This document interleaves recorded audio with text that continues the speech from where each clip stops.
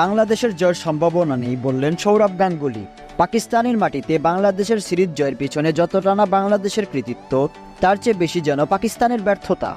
এমনটি মনে করেন ভারতের সাবেক অধিনায়ক সৌরভ গাঙ্গুলী। পাকিস্তানে বাংলাদেশ দল সিরিজ জিতলেও ভারতে সেটি সম্ভব নয় বলেই মনে করেন সৌরভ।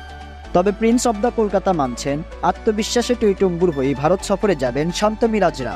সৌরভ বলেন, পাকিস্তানে গিয়ে পাকিস্তানকে হারানো সহজ কাজ নয়। সিরিজ জেতায় বাংলাদেশকে শুভেচ্ছা জানাই, তবে ভারতে এসে খেলা সম্পূর্ণ আলাদা ব্যাপার।